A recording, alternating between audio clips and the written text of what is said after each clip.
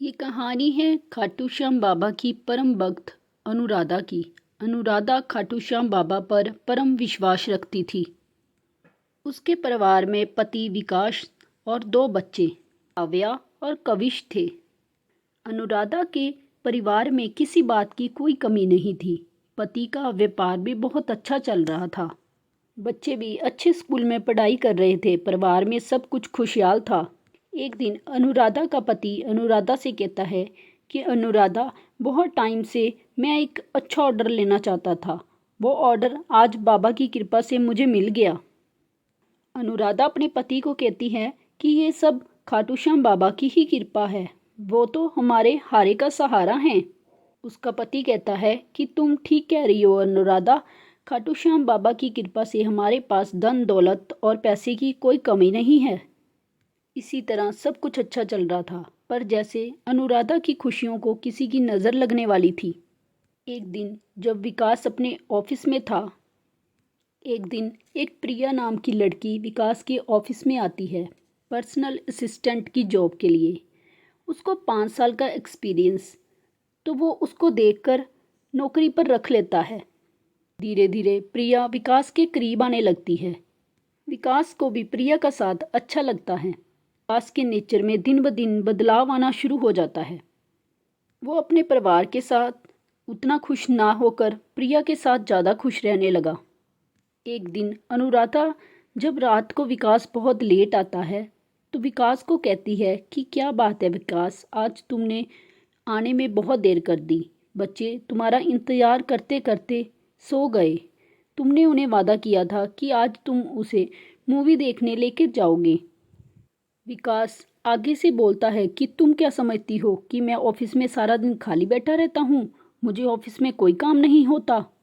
मैं अकेला कमाने वाला हूँ। तुम्हें तो सारा दिन यही लगता है कि मैं बच्चों को घुमाता रहूँ और घर में पड़ा रहूँ। काम धंधा छोड़ दूँ क्या?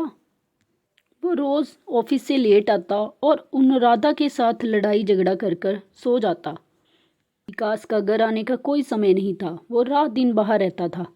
इस बात को लेकर अनुराधा बहुत परेशान रहने लगी। धीरे धीरे इस बात का विकास के बिजनेस पर भी असर होने लगा। एक सुबह वो प्रिया को फ़ोन करता है कि हेलो प्रिया, मैं बोल रहा हूँ विकास। तो कोई और फ़ोन उठाता है और कहता है कि ये प्रिया का नंबर नहीं है। आगे से वो कहता है कि ये नंबर तो प्रिया का ही है। पिछले 1 हफ्ते से प्रिया मेरा फ़ोन नहीं उठा रही है। उतने में ही विकास के ऑफिस का मैनेजर आता है और कहता है कि सर, सारे वर्कर इस महीने की तनख्वाह मांग रहे हैं। जब विकास अपने फ़ोन की ओर देखता है तो उसे एक मैसेज आता है कि उसके बैंक अकाउंट से 15 करोड़ रुपए निकाल लिए गए हैं। उतने में ही प्रिया का विकास को फ़ोन आता है कि विकास, मैंने तुम्हारे अकाउंट से 15 करोड़ रुपए निकाल लिए हैं और मैं इंडिया छोड़कर जा रही हूँ। तुम मुझे ढूंढने की कोशिश ना करना। प्रिया विकास को चकमा देकर और उसके पैसे लेकर भाग जाती है। विकास घाटे में आ जाता है और अपने वर्करों को भी तनख्वाह नहीं दे पाता। वो फूट फूट कर रोने लगता है। वो इतना मजबूर हो चुका था कि घर में खाने के लाले पड़ने लग गए। बच्चों की स्कूल फीस भी नहीं दे पा रहा था। वो हर तरफ से हार चुका था। वो अनुराधा से माफ़ी मांगता है कि अनुराधा, मेरे से बहुत बड़ी गलती हो गई है। मैं गलत राह पर चढ़ा गया था। अब मैं क्या करूं? प्रायश्चित करना चाहता हूं और पहले जैसा होना चाहता हूं। अनुराधा कहती है कि आपने कब से खाटू श्याम बाबा जी को याद नहीं किया, उनके मंदिर में दिया नहीं जलाया। एक वही तो है हारे का सहारा। हम उनके भवन पर जाएंगे, उनसे विनती करेंगे, वही हमें बचा सकते हैं।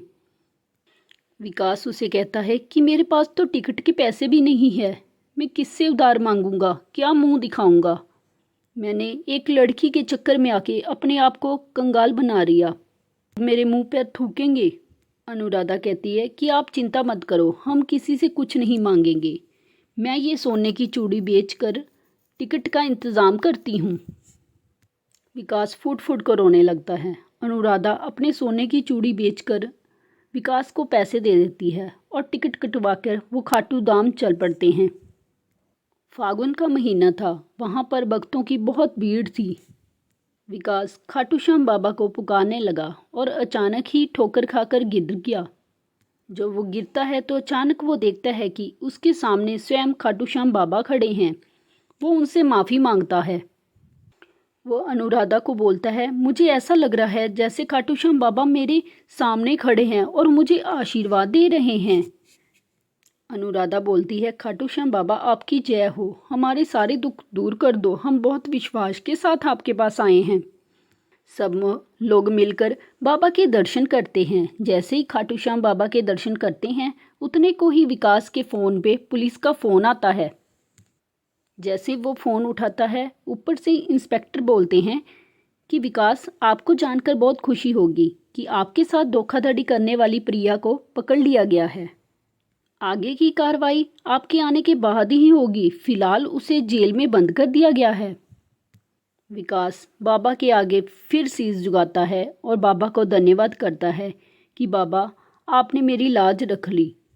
खाटू श्याम से वापस आकर विकास पुलिस स्टेशन जाता है। प्रिया को धोखाधड़ी के केस में सज़ा हो जाती है और विकास को उसका सारा पैसा वापस मिल जाता है। बोलो खाटू नरेश की जय, हारे के सहारे की जय। दोस्तों, ये कहानी आपको कैसी लगी हमें ज़रूर बताना।